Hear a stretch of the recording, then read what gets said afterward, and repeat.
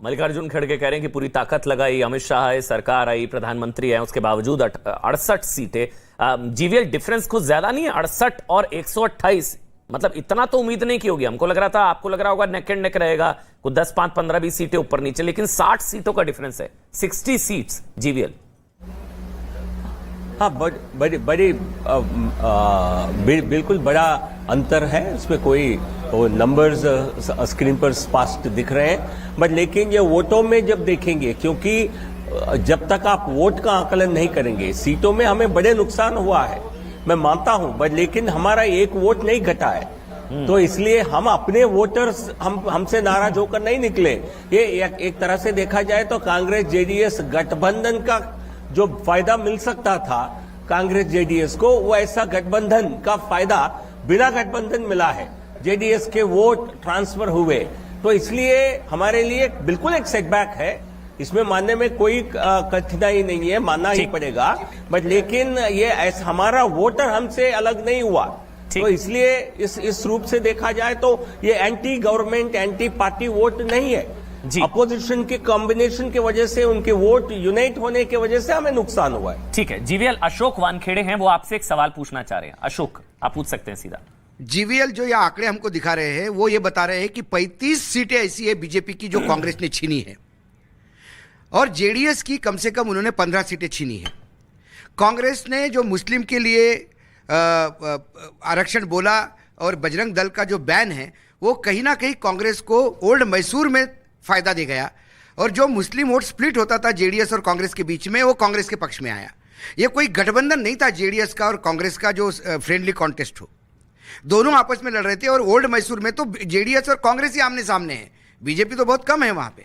और अगर तो मामला कुल मिला के तो आपका वोट परसेंटेज हो सकता है सही है, लेकिन वो इसलिए भी हो सकता है कि कुछ सीटों पे आपका मार्जिन बहुत ज्यादा हो जी, इसलिए वोट ज्यादा दिखता है। लेकिन यदि 35 सीटें कांग्रेस छीनती है आपसे, तो इसके मायने हैं कि कहीं ना कहीं ये आपके सरकार के खिलाफ वोट था।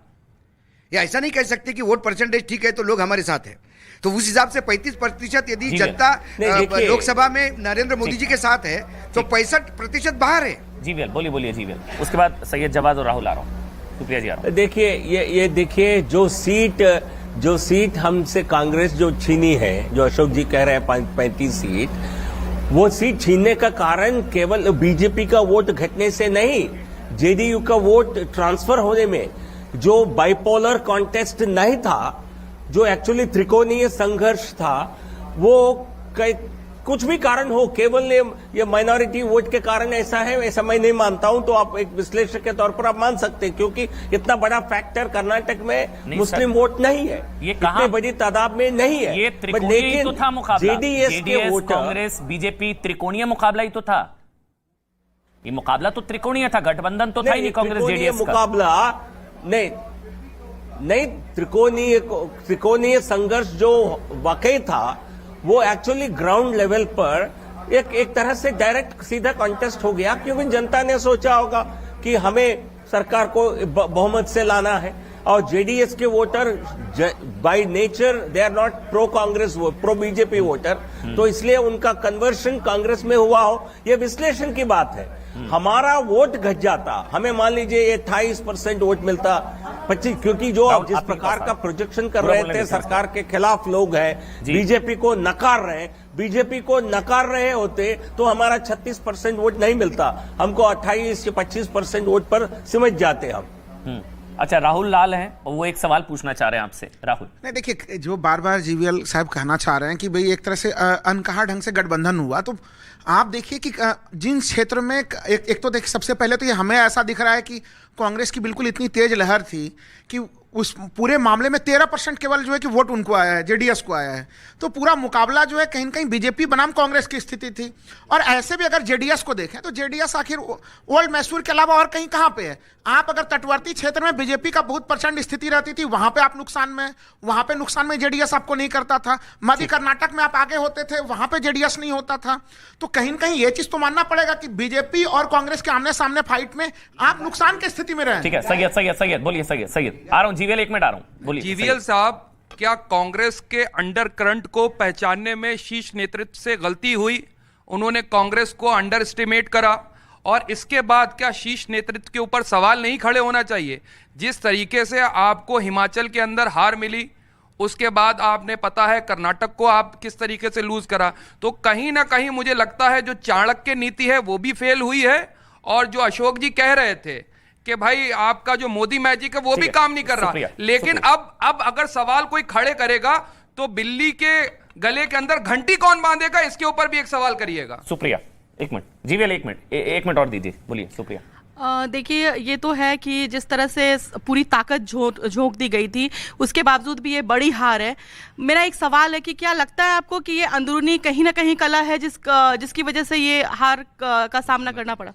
हिमाचल जैसे जीवीएल मतलब एक तो दो चीजें कही जा रही है, तो कांग्रेस लोकल लीडरशिप और लोकल इश्यूज पर डिपेंडेंस, यहां पर सेंट्रल लीडरशिप पर ज्यादा डिपेंडेंस, प्रधानमंत्री नरेंद्र मोदी, अमित शाह, जेपी नड्डा, लेकिन वहां लोकल लीडरशिप और लोकल इश्यूज पर ज्यादा डिपेंडेंस, और दूसरा इन फाइटिंग।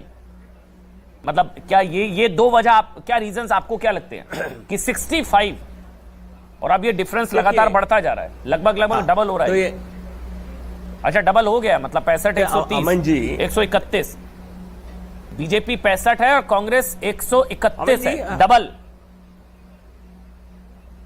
ओके, तो हम आंकड़ों का या नतीजों का क्षेत्रीय स्तर पर और लोग विधानसभा स्तर पर क्या हुआ, इसका आंकलन जरूर करेगी पार्टी। अभी वो स्थिति में, आंकलन की स्थिति में मैं नहीं हूं, लेकिन बीजेपी के शीर्ष नेतृत्व, केंद्रीय नेतृत्व मजबूत है, ये हमारे लिए कोई नेगेटिव फैक्टर नहीं है। ये कांग्रेस पार्टी के लिए हो सकता है, उनके लिए नेगेटिव फैक्टर हो, और स्थानीय स्तर पर हमारे नेतृत्व का कहीं ना कहीं कोई खामियां है, ये दिखता है, ये क्योंकि ये चुनावों के दौरान भी ये साफ था।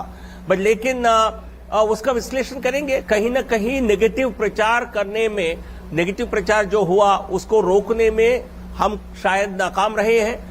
बट लेकिन हमारे वोट शेयर को बढ़ाना हमें जरूरत था, उसके लिए हमने काम भी किया था। सरकार ने, प्रदेश सरकार ने भी अच्छा काम किया था। आप जनता से पूछते तो बताते। नेगेटिव प्रचार किसका?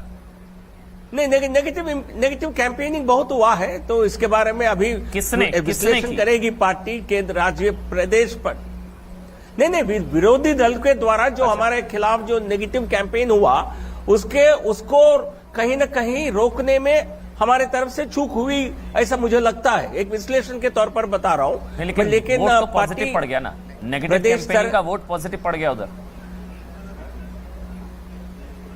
नेगेटिव कैंपेन का पॉजिटिव कहां पड़ा है? नहीं, कांग्रेस के पक्ष में आपने कहा कांग्रेस ने नेगेटिव कैंपेनिंग की, लेकिन सीटें डबल हैं, 64 और 132, तो वोट पॉजिटिव पड़ गया। अच्छा, मैं एक सवाल पूछ रहा हूं, मैं जो अभी मैं अशोक भाई से डिस्कस कर रहा था, एक सवाल जीवल, एक सवाल ये कि प्रधानमंत्री नरेंद्र मोदी ने, और आखिरी मतलब स्लो ओवर्स में जिस तरह की बल्लेबाजी की वहां पहुंचकर हमने देखा, आईपीएल की भाषा में अगर कहें, उन्होंने ताबड़तोड़ रैलियां की, रोड शोज किए, सब कुछ किया, तब जाके 64 है ये, मतलब तब जाके ये 64 पहुंच पाया इतना खींच के, वरना और भी बुरा हाल होता। इसका मतलब